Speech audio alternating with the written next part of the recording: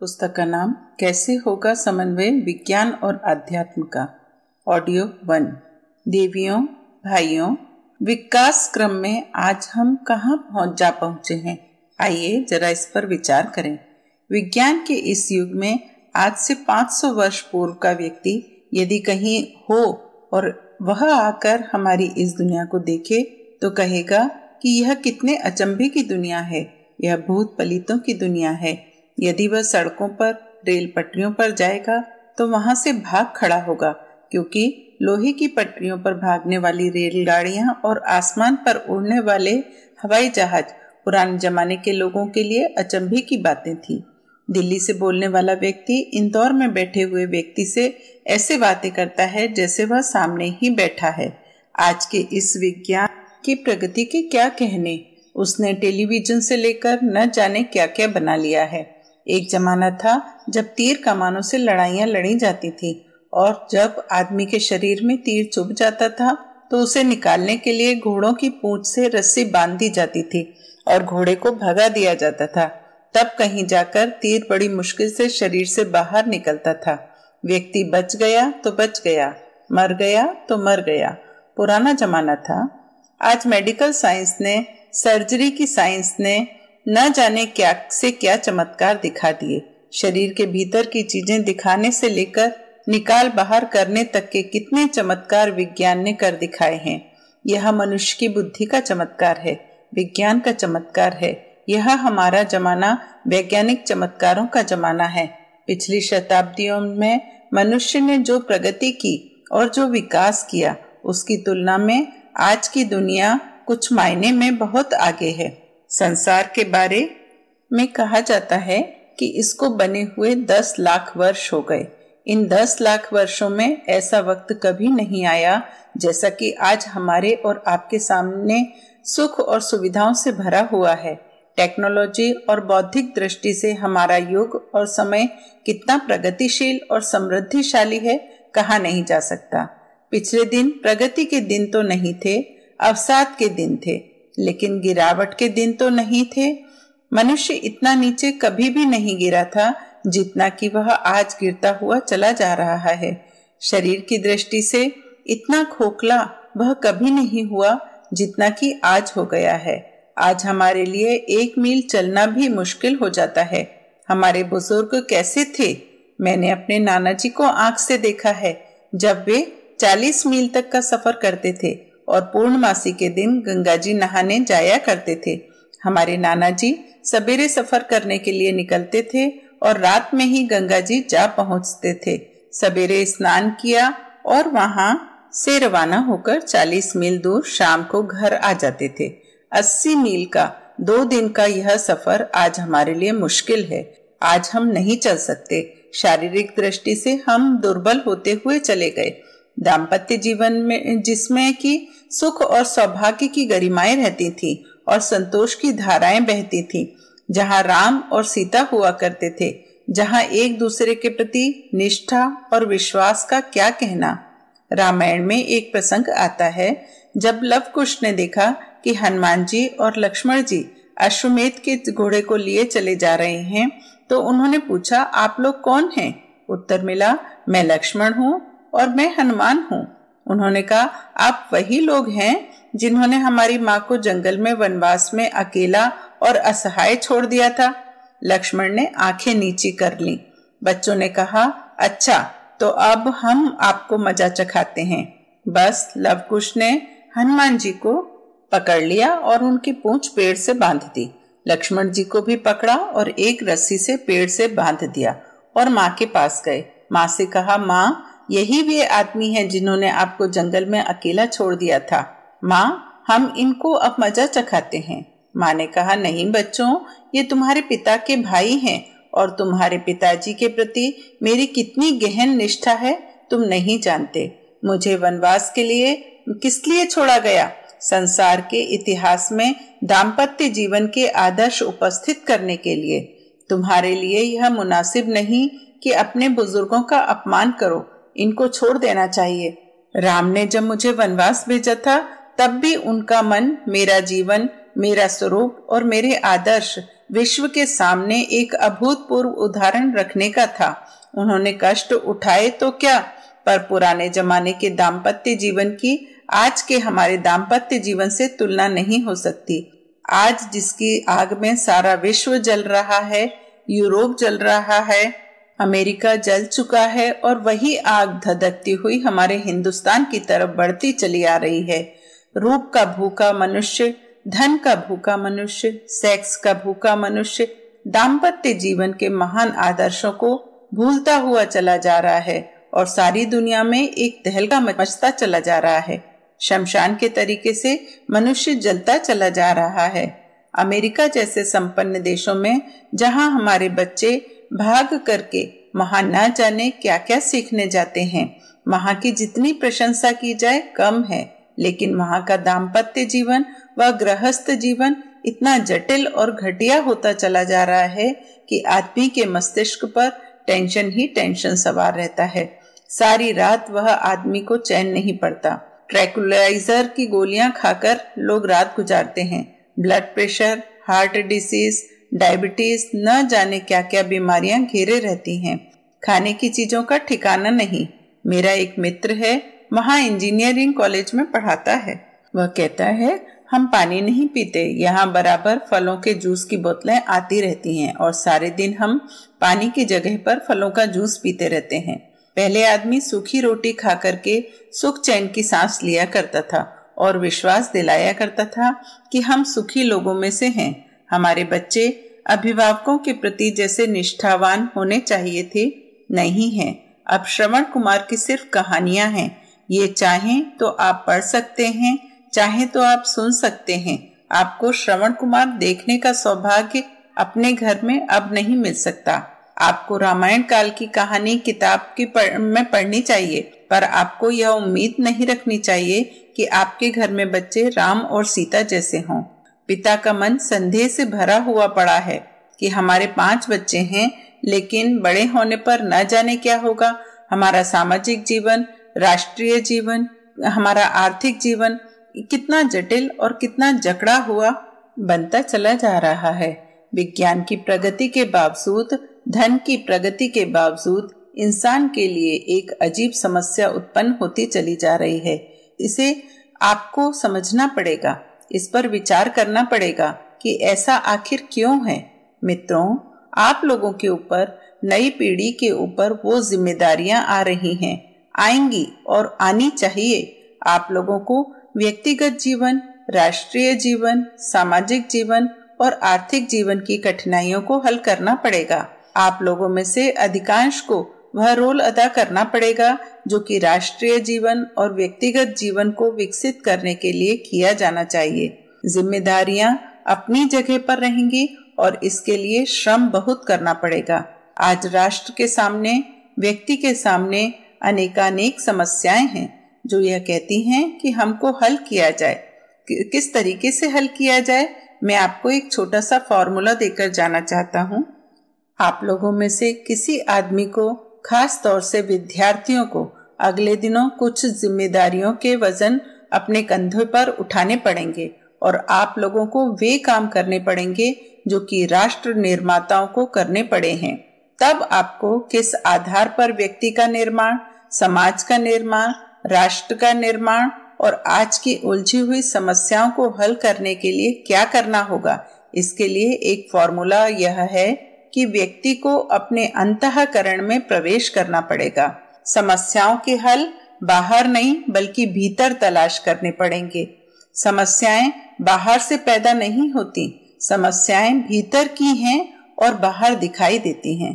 पुनः दोहराते हैं, समस्याएं बाहर से पैदा नहीं होती, समस्याएं भीतर की हैं और बाहर दिखाई पड़ती हैं। आदमी अपने भीतर से समस्याएं पैदा करता है और बाहरी जीवन में वे केवल प्रस्तुत हो जाती हैं। मेरे भीतर एक रूह काम करती है, वही काम कर रही है, भाषण वही दे रही है, पुस्तकें उसी ने लिखी हैं, समाज के नव निर्माण के ख्वाब उसी ने देखे हैं। बाहर जो भी क्रियाकलाप आप देखते हैं वह बाहर के नहीं हैं, मेरे भीतर के अंतरंग चेतना के हैं। समस्याओं के बारे में भी यही बात है। बीमारियां भी बाहर से दिखाई पड़ती हैं। बुखार बाहर से आया मालूम पड़ता है, खांसी बाहर से खांसने में दिखाई पड़ती है, पर वस्तुतः वह भीतर से पैदा होती है। समस्याएं वे उलझने हैं जिन्होंने हमारे राष्ट्र को, समाज को, व्यक्ति को और सारे विश्व को जकड़ कर रखा है। ये हमारे भीतर से पैदा हुई हैं। मैं आपसे एक निवेदन करना चाहता हूँ कि जब आपको इनके समाधान ढूंढने पड़े तो सिर्फ आपको बाहर की ओर ही नहीं, भीतर की ओर भी गौर करना चाहिए कि मनुष्य का व्यक्तित्व और समाज का अंतरंग कहीं गड़बड़ तो नहीं हो गया। यदि गड़बड़ हो तो उसे सुधारने की कोशिश करनी चाहिए। समाज की और व्यक्ति की उलझी हुई समस्याओं को हल करने के लिए बाहरी उपचार करना ही काफी नहीं है। इलाज की सामग्री ढूंढी जानी चाहिए, रिसर्च की जानी चाहिए कि दवाइयों के द्वारा बीमारियों से छुटकारा कैसे पाया जाए, आदमी की सेहत को कैसे अच्छा बनाया जाए। लेकिन आपको यह भूलना नहीं चाहिए कि आंतरिक जीवन अगर सुव्यवस्थित ना हो सका तो हमारे स्वास्थ्य की समस्या हल नहीं हो सकेगी। सैंडो का नाम आपने सुना होगा, जिसकी सैंडो कट बनियान अक्सर पहनी जाती हैं। अपने जमाने में वह यूरोप का एक ख्याति प्राप्त पहलवान हुआ है। एक समय था जब पहलवानों में सैंडो का नाम पहले लिया जाता था। अब तो दूसरे लोग भी हो गए हैं। बचपन में वह बीमार रहा करता था, सर्दी जुकाम से पीड़ित रहा करता था। अपने पिता के साथ एक दिन वह म्यूजियम देखने गया। वहां पहलवानों की तस्वीर देखकर पूछा, पिताजी क्या मैं भी पहलवान बन सकता हूँ?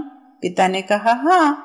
यह सुनकर जिज्ञासा भरे स्वर में सैंडो ने कहा, पिताजी बताइए हमको पहलवान बनने, मजबूत बनने के लिए क्या करना चाहिए? उन्होंने कहा, बेटे मजबूती के सारे आधार, दीर्घ जीवन के सारे आधार मनुष्य के भीतर सन्निहित हैं, पर आदमी इस चीज को भूल गया है। आदमी अगर अपनी भूलों को सुधार सके तो बेहतरीन स्वास्थ्य प्राप्त कर सकता है। बेटे हमने अपना पेट खराब कर डाला, खुराक से ज्यादा खाकर, और वे चीजें खाई जो हमारे लिए मुनासिब नहीं थी। इंद्रियां हमारे लिए काम करने को थीं, पर हर इंद्रिय के भीतर से हमने अपनी शक्ति का इतना हिस्सा खर्च कर डाला जितना कि पैदा नहीं होता था। हमने अपने दिमाग को इस तरीके से चिंताओं से, दूसरी चीजों से उलझाए हुए रखा है कि हमारे स्वास्थ्य को नियंत्रित करने वाला नर्वस सिस्टम अस्त व्यस्त हो गया है। हम इन 3 बुराइयों को अगर दूर कर सकें तो लंबी जिंदगी जी सकते हैं और कोई भी आदमी पहलवान बन सकता है। पिताजी हमें दवा खाने की जरूरत नहीं है। उन्होंने कहा, नहीं बेटा, दवाएं तो सिर्फ बीमारियों को ठीक करने के लिए हैं। ये टेम्परेरी एनर्जी दे सकती हैं। किसी आदमी को मजबूत व दीर्घजीवी बनाने के लिए दवाएं कारगर सिद्ध नहीं हो सकती। अगर दवाएं कारगर रही होती तो जितने भी डॉक्टर हैं वे दूसरे का इलाज करने से पहले अपना इलाज करते और जन सामान्य से बेहतरीन एवं पहलवान दिखाई देते। सैंडो ने स्वास्थ्य के उन नियमों का, जिनको मैं अध्यात्म का अंश कहता हूँ, पालन किया और पहलवान बना। आप इसको संयम कहिए, शब्दों से क्या होता है, मुझे इसको अध्यात्म कहने दीजिए। जुबान का संयम, इंद्रियों का संयम, मस्तिष्क की विचारधाराओं का संयम, उठने बैठने का संयम और अपने आहार विहार का संयम। अगर आदमी इतना कर सकता हो तो उसकी सेहत ठीक की जा सकती है। पुराने जमाने में डॉक्टर भी नहीं थे, तब तो कोई हकीम जड़ी बूटी, नीम की पत्ती और काली मिर्च बताने वाले ही पाए जाते थे। इन्हीं से बीमारियां अच्छी हो जाती थीं। इन सारी वजहों में एक वजह यह है कि आदमी अपने आप को खोखला बनाता हुआ चला जा रहा है। आप नई पीढ़ी के लोगों में से संभव है किसी को राष्ट्र का स्वास्थ्य मंत्री बनना पड़े, तो मैं आपसे एक निवेदन करके जाना चाहता हूँ। चाहे आप अस्पताल खुलवाना, मेडिकल साइंस पर रिसर्च कराना, पर यह मत भूलना कि आदमी के स्वास्थ्य का मूलभूत आधार संयम ही होता है, जिसको हमने कई बार आध्यात्मिकता कहा है और पुराने लोग पुकारते हैं संयमशीलता। संयमशीलता लोगों को सिखाई जानी चाहिए। बेहतरीन स्वास्थ्य और स्वास्थ्य की समस्या का हल निश्चित रूप से इस बात पर टिका हुआ है कि आदमी अपने आहार विहार, इंद्रियों और दिमाग के इस्तेमाल, पेट के इस्तेमाल के बारे में पुनः जाने, इनको ठीक तरीके से काम में लाए। आप लोगों को कभी स्वास्थ्य मंत्री बनना पड़े तो मेरे इस छोटे से नाचीज फार्मूले को याद रखना। एक अन्य दूसरी बात की ओर भी मैं आपका ध्यान आकृष्ट करना चाहता हूँ कि हमारे कहने के अनुसार प्लानिंग की जाए और इसकी एक योजना बनाई जाए और हर आदमी को सिखाया जाए कि आपको गृहस्थ बनने से पहले 100 बार विचार करना चाहिए कि आप बच्चों की जिम्मेदारी उठाने में समर्थ हैं या नहीं। आप अपनी पत्नी को वह स्नेह और प्यार देने में समर्थ हैं जिसके आधार पर वह नन्हा सा फूल, नन्हा सा पौधा जो आपके घर में आया है उसके सर्वांगीण विकास पर ध्यान दे सकें। आपके अंदर वह योग्यता है क्या? इंसान की खुराक अनाज नहीं, रोटी नहीं, दूध नहीं, ये सिर्फ जिस्म की खुराक है। आदमी जिस्म नहीं है। आदमी में शरीर के अलावा भी एक चीज है जिसको जीवात्मा कहते हैं और रूह कहते हैं, और वह जीवात्मा प्रेम की, मोहब्बत की प्यासी है। प्रेम और मोहब्बत धर्म पत्नी को नहीं मिल सके तो उसकी प्रतिक्रियाएं गलत होती चली जाएंगी और हमारे घरों में वह निष्ठाएं पैदा ना हो सकेंगी जो कि छोटे छोटे घरोंदों को, छोटे छोटे किराए के मकानों को ऐसा बेहतरीन बनाती हैं जिस पर स्वर्ग निछावर किया जा सके। 2 आदमी का स्नेह एक और एक मिलकर 11 हो सकते हैं। राम और लक्ष्मण मिलकर 2 नहीं थे, 1 और 1 11 थे। जानदार चीजें 1 और 1 2 नहीं होती, 1 और 1 मिलकर 11 होती हैं। अगर उनके भीतर निष्ठाएं हों और एक दूसरे के प्रति वफादारी हो, हमारे दाम्पत्य जीवन, हमारे गृहस्थ जीवन गरीबी में भी सुख के आधार बन सकते हैं और एक दूसरे से इतना प्रसन्न संतुष्ट रह सकते हैं, इसका कोई ठिकाना नहीं है। यूरोप में एक गरीब दंपत्ति थे। विवाह का दिन आने वाला था। दोनों एक दूसरे को उपहार देने के इच्छुक थे, पर साधन कैसे जुटाएं? पति के दिमाग में बहुत दिनों से ख्वाब था कि अपनी स्त्री के सुनहरे रेशम जैसे बालों के लिए सोने की क्लिप लाकर दूं, और पत्नी का मन था कि विवाह के दिन अपने पति की घड़ी के लिए सोने की चेन लाकर दूं, लेकिन दोनों की जेबें खाली थी। स्त्री बालों के व्यापारी की दुकान पर गई और बाल बेचकर घड़ी की चेन खरीद लाई। उधर उसका पति अपनी घड़ी बेचकर क्लिप खरीद लाया। विवाह का दिन आया तो पति ने पत्नी से कहा, हम आपके लिए सोने की क्लिप लाए हैं, पर आपने सिर पर रुमाल क्यों बांध रखा है? इसे खोलिए, हम आपके बालों में क्लिप लगाएंगे। पत्नी बोली, हम आपके लिए घड़ी की चेन लाए हैं, लेकिन आज आपके हाथ पर यह रुमाल कैसे बंधा है? दोनों ने एक दूसरे के रुमाल खोले तो देखा बाल कटे हुए हैं और कलाई खाली। एक के हाथ में क्लिप और दूसरे के हाथ में चेन। दोनों की आंखों में वफादारी और एक दूसरे के प्रति निष्ठा के आंसू बहने लगे। भाइयों, जिन लोगों में इस तरह की भावनाएं, निष्ठाएं हैं, वहां हम यही कह सकते हैं कि दाम्पत्य जीवन में स्वर्ग आ गया। साथियों, पारिवारिक जीवन की सुख शांति शक्ल सूरत पर नहीं टिकी है, यह तो आदमी की सीरत पर टिकी हुई है। मनुष्यों को कहिए, जब आपको विवाह करना पड़े तो सूरत देखने की अपेक्षा सीरत और रंग देखने की अपेक्षा उसकी भावनाओं को देखना पसंद करें। अपने साथी का गुण, कर्म और स्वभाव ढूंढना पसंद करें। अगर आपके पास मोहब्बत है और आप बच्चे पैदा करने से पहले यह भली भांति समझ लें कि बच्चे के विकास के लिए खुराक काफी नहीं है, बॉर्नवीटा काफी नहीं है, अच्छे कपड़े काफी नहीं है, स्कूलों के जेल खानों में भेज देना काफी नहीं है। इन जेल खानों में बच्चे सिर्फ एटिकेट सीख सकते हैं, ये सभ्यता और शिष्टाचार सीख सकते हैं, पर उनका भावनात्मक विकास नहीं हो सकता, क्योंकि जिन माँ बाप के मनों में परिवार के प्रति, एक दूसरे के प्रति प्यार, मोहब्बत और आदर्श, कर्तव्य निष्ठा भरी है, उनके व्यवहार से ही बच्चों में भावनात्मक विकास हो सकता है। आज परिवारों में इनका अभाव है। इंग्लैंड और अमेरिका में ऐसे बहुत सारे बच्चे पैदा होते हैं जिन्हें माँ बाप संभालने की स्थिति में नहीं होते और उन्हें अनाथालय में भर्ती करा दिया जाता है। सरकार इनको बेहतरीन शिक्षा, बेहतरीन खुराक देती है, फिर भी प्यार मोहब्बत की कमी से उनका भावनात्मक विकास नहीं हुआ। इसलिए जो सरकारी अनाथालयों में पाले गए उनमें से कोई भी बच्चा राष्ट्र का कर्णधार नहीं हो सका, कोई भी महापुरुष नहीं हुआ, कोई लेखक कवि नहीं हुआ। अधिकांश आदमी उनमें से फौजी होते हैं। ये वही व्यक्ति हैं जिन्होंने मोहब्बत को नहीं पिया। आदमी को मोहब्बत पिलाई जानी चाहिए, खास तौर से बच्चों को। बॉर्नवीटा नहीं, बच्चों के पालन के लिए जो वफादारी और निष्ठाएं होनी चाहिए थी वह हमारे पास नहीं है। यही कारण है कि हमारे बच्चे बागी हो गए। बच्चा बैठा था इंतजार में कि पिताजी आएंगे, बंदर भालू और खरगोश की कहानियां सुनाएंगे, गोदी में लेंगे, कंधे पर बिठाएंगे, घुमाने ले जाएंगे और पिताजी साइकिल से आए। बच्चे दौड़े, पापा आ गए। किसी ने पाजामा पकड़ा, किसी ने कुर्ता और उछलने लगे और पत्थर दिल जैसे हम बच्चों को डांटने फटकारने लगे। भागो यहाँ से, सारे कपड़े गंदे कर दिए। बच्चे सहम कर माँ की गोद में छिप गए। सोचा शायद माँ आंखों के आंसू पोंछ देगी। पिता ने कहा, इन शैतानों को संभालो, हमें सिनेमा जाना है, क्लब जाना है। जिन बच्चों ने स्नेह पाया ही नहीं, उनका विकास कैसे होगा? हम शिकायत करते हैं बच्चे अनुशासनहीन हैं, कहना नहीं मानते, बुजुर्ग की इज्जत नहीं करते और मास्टरों को धमकाते हैं, यूनिवर्सिटी के शीशे फोड़ देते हैं। यह नहीं करेंगे तो और क्या करेंगे बेचारे? छोटेपन से यही देखा है और सीखा है।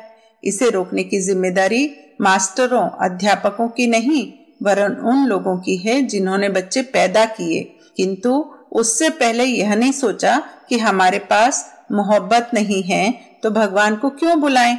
यह विचार करना चाहिए कि लोहे के दिल, पत्थर के दिल वाले हम विलासी और कामी व्यक्ति बच्चों की जिम्मेदारी नहीं उठा सकते। ऐसे लोगों को यह कहना चाहिए कि भावी नागरिकों को महापुरुषों के रूप में विकसित करना चाहते हो और यह चाहते हो कि हमारे देश के नागरिक महान बने, ओजस्वी बने, शक्तिवान बने, नेता बने और महत्ता एवं महिमा को लेकर प्रकट हों, तो उनके लिए दौलत जमा करना काफी नहीं है, बल्कि उनमें गुणों का विकास करना चाहिए। गुणों का विकास ही वह प्रमुख तत्व है जो छोटे और गरीब आदमियों को दुनिया की निगाहों में अजर अमर बना सकता है, छोटे घरों में पैदा हुए मनुष्यों को बादशाह बना सकता है, ऊंचे पदों पर पहुंचा सकता है।